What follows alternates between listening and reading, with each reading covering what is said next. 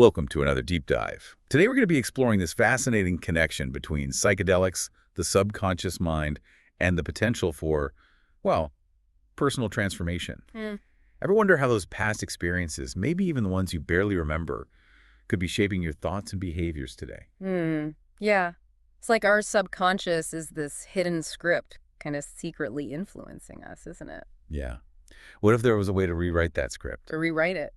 Well, yeah. I mean, that's where things get really interesting because psychedelics might be a key, maybe a unique key, to unlocking and reshaping those patterns we've got ingrained so deep inside us. It's wild how much power our subconscious really has. I mean, it's not some mystical thing. It's a real force, Influences us every day. Yeah. You could almost picture it like an iceberg. You see the tip, that's your conscious mind, but underneath this huge part submerged, it's the subconscious. It's driving so much of how we see things, how we react, things we don't even realize. Wow, that iceberg analogy, that's really striking.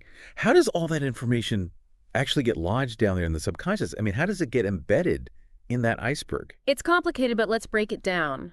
Emotional intensity. How strong the feeling is when something happens, the stronger it is, the deeper the mark it leaves. Picture a kid constantly being told they're too loud or too much, Oh, yeah. over and over, especially if they feel ashamed, rejected. It can make them believe deep down that they're just flawed, unworthy, and that sticks with them even as adults. They might be super self-conscious around others, afraid to really express themselves. It's crazy how those early childhood experiences, even if you don't consciously remember them, can have such a lasting impact. Like they're Yeah. forming the base of that iceberg, right? Yeah. What else shapes that hidden landscape?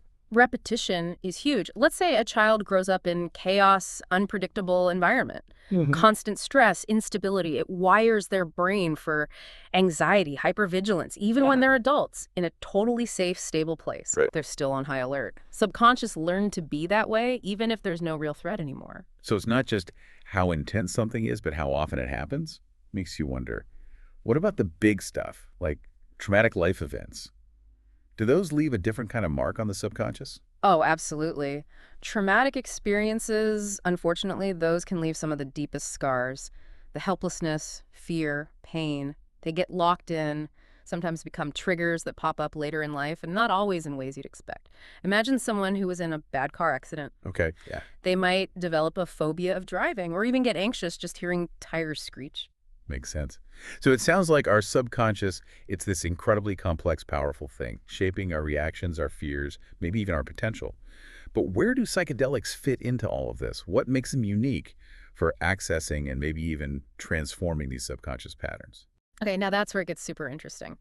See, unlike anything else we have, psychedelics can actually create altered states of consciousness. They shift your perception temporarily, let you access and interact with stuff in your subconscious that you just couldn't before. It's like mind-blowing stuff.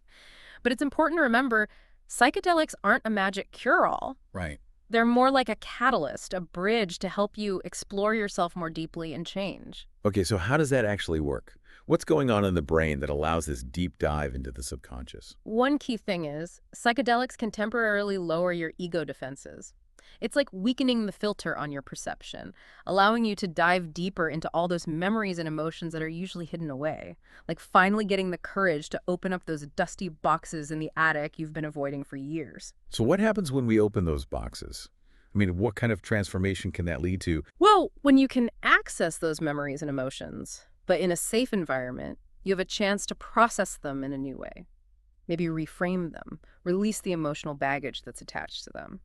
For example, someone struggling with inadequacy, maybe stemming from childhood criticism, might be able to look at those experiences with fresh eyes, realize that their parents' behavior was more about their own limitations than their child's inherent worth. It's not just remembering the experiences then, but feeling them differently, seeing them from a new perspective and breaking free from their hold. Exactly. And that's where brain plasticity comes in. Studies show psychedelics can enhance that plasticity, making your brain more adaptable, flexible. Yeah. It's like softening the ground of your mind, making it easier to plant new seeds of thought and behavior. So we're not just seeing things differently, we're potentially rewiring those ingrained patterns, Yeah. reshaping our subconscious landscape. That's incredible.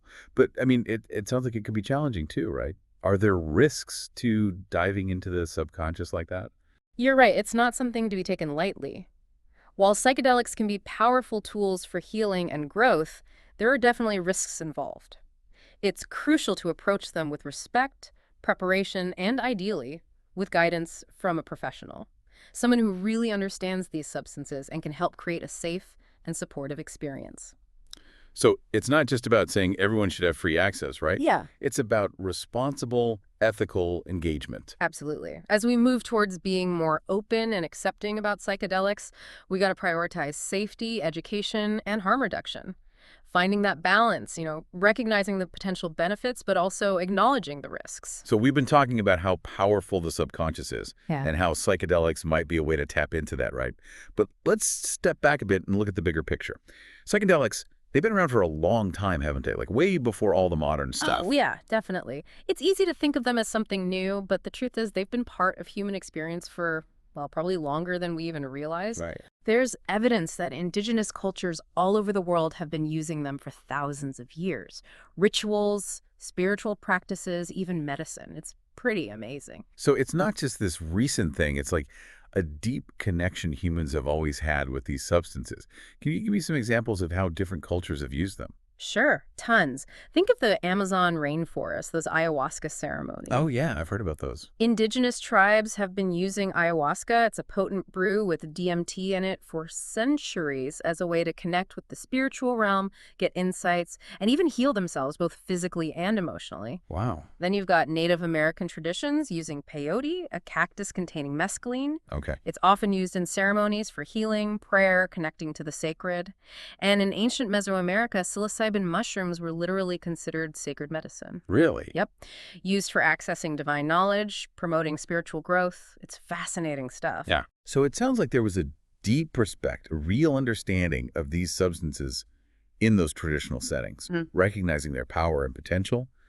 But somewhere along the line, we kind of lost that, didn't we? Like replaced it with fear and prohibition. What happened? That's a tough one to answer simply, but a big turning point was the war on drugs back in the 60s and 70s. Yeah. Psychedelics, along with a lot of other substances, got demonized. All the potential benefits overshadowed by, sensationalized media stories and political agendas. Research stopped, and they were pushed into the shadows, their potential unexplored. It's crazy how perceptions can shift so dramatically, how something sacred can become something scary, even taboo. Yeah. But it seems like things are changing again, thankfully. Like there's a resurgence of interest in psychedelics, maybe a realization that we were a bit hasty in throwing them out completely. You're absolutely right. In recent years, there's been a huge resurgence of interest, both from scientists and the public. We're finally seeing rigorous research again, exploring their potential for treating all sorts of things. Depression, anxiety, addiction, even PTSD. Like science is catching up to what these indigenous cultures knew all along. But with this renewed interest, we have to be careful, right? Make sure these substances are used safely and ethically. What are some key things to consider when it comes to responsible use? Set and setting is crucial. By set, we mean your mindset going into the experience. What are your intentions? Your emotional state. Are you open and curious, or are you fearful, apprehensive? Interesting. And setting is about the environment, both physical and social. Is it safe and comfortable? Do you feel supported by the people around you? All that plays a huge role in shaping the experience. So it's not something to be taken lightly, to just experiment with on a whim. You need to be intentional, prepared. Absolutely. And it's best to have guidance, ideally from a trained professional. Someone who knows about these substances can help you navigate the experience safely and also help you integrate the insights you gain afterward. You mentioned integration. Can you explain what that means and why it's so important? Sure. Integration is basically taking everything you experience during a psychedelic trip, the insights, emotions, realizations, and weaving them into your everyday life. Oh, okay. It's about making those changes last, making them part of who you are. It often involves therapy, journaling, meditation, things that help you process and really embody what you've learned. So it's like the difference between having a profound dream and actually waking up and doing something with what you learned in the dream. You could have the most amazing experience on psychedelics, but if you don't integrate it, it might just fade away. Perfect analogy. The experience is powerful, but it's just the first step. The real work comes after, when you start putting those insights into practice. Now, we've talked a lot about the potential benefits, but we need to be real about the risks, too. For sure. Psychedelics can be powerful tools for healing and growth, but they do come with risks. Some people might experience difficult emotions, even scary ones, during a trip. It's super important to have support to handle those challenges safely, and they can interact with certain medications or mental health conditions, so talking to a healthcare professional beforehand is crucial. So it's not about being reckless. It's about advocating for responsible, ethical engagement. Absolutely. As we move towards being more open about psychedelics, we have to prioritize safety, education, and harm reduction, finding that balance, recognizing the good, but not ignoring the potential risks. This has been a really eye-opening look at the history of psychedelics, the different ways they've been used, and how important it is to approach them with respect and caution. But it feels like we're just scratching the surface. Where do we go from here? Well, in our final segment, let's look ahead to the future of psychedelics. Okay. We'll dive into the ongoing research, the legal landscape, and what all this means for mental health, personal growth, and even our understanding of consciousness itself. It's exciting stuff. It sounds like we're really on the edge of something new here, something with huge potential. So we've gone deep into the subconscious and explored how psychedelics could help us unlock it. And of course, talked about the importance of being responsible, intentional. Now, let's look ahead. It feels like we're on the brink of something big here. Psychedelics could completely change how we think about mental health, personal growth, maybe even consciousness itself. It's an incredible time for this kind of exploration. We're really seeing a shift happening away from the old ways of thinking. There's this growing recognition of the potential these substances have. Absolutely. So what research are you most excited about? What's showing the most promise? Well, a lot of the buzz is around using psychedelics to treat mental health conditions, things like depression, anxiety, PTSD. Yeah. We're seeing some pretty remarkable results in clinical trials. Patients experiencing significant relief, lasting relief from symptoms, even when other treatments haven't worked for them. That's amazing. It must give so much hope to people who've been struggling, feeling like they've tried everything.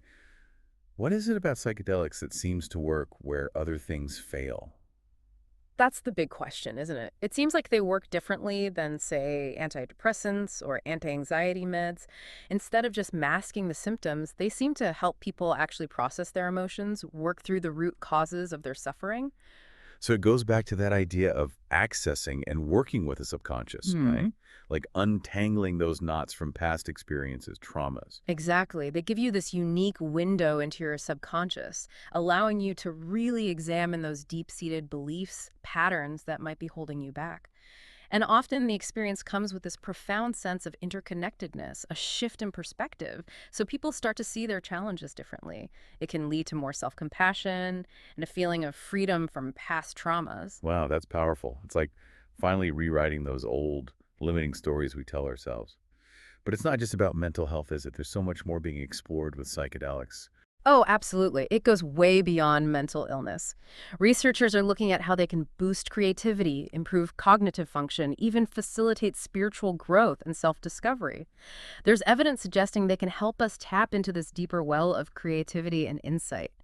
Imagine the breakthroughs in art, problem solving, personal understanding. It's mind-blowing to think that we might not just change how we treat illness, but how we understand and even cultivate human potential. Right. Think of the possibilities. A world where psychedelics are integrated into therapy, education, personal growth practices, helping people unlock deeper levels of creativity, insight, connection. We could see this blossoming of human potential, a shift towards empathy, understanding, and creativity. It's beautiful vision. But we've talked about responsible use, and there are challenges too, aren't there? Yeah. What hurdles do we need to overcome to make this vision a reality? Well, the legal landscape is a big one. Most psychedelics are still Schedule I substances, meaning they're considered to have high potential for abuse and no currently accepted medical use. Right. And that makes research so difficult. Plus, it limits access for people who could really benefit. It's frustrating, isn't it? We need more research to change the laws, but the laws make it hard to do the research. Yeah, it's a tricky situation. But there is hope. There's this growing movement pushing for policy reform, a more nuanced understanding of these substances.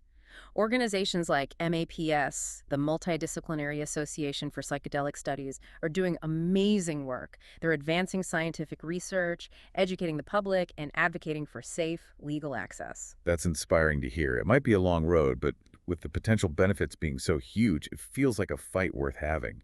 What can our listeners do to support this movement, to be part of this responsible exploration of psychedelics? The most important thing is to stay informed. Read about the science, learn about the risks and the potential benefits, talk about it openly and honestly with your friends, family, community. Support the organizations doing the work on the ground. It's about changing the narrative, isn't it? Moving away from fear and stigma towards understanding, recognizing that these substances, like any tool, can be used for good or bad, and it's on us to make sure they're used wisely and ethically. Absolutely. It's not just about legal change, it's about creating a culture of responsible use. Making sure that as these substances become more available, people have the knowledge and support they need to use them safely and effectively. This has been such a journey exploring the subconscious, the cutting-edge research, and now the potential for a future where psychedelics help us create a more conscious and interconnected world.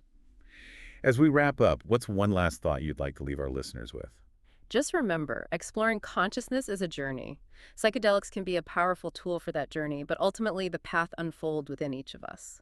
Let's approach this exploration with curiosity, respect, and a deep commitment to responsibility and ethical engagement. The future of psychedelics is really in our hands, and it has the potential to be transformative, not just for individuals, but for all of us. That's a beautiful way to put it. It's been an honor to dive into this with you. And to our listeners, thank you for joining us on this exploration of psychedelics, the subconscious mind, and the limitless potential of human consciousness. Keep exploring, keep questioning, keep diving deep.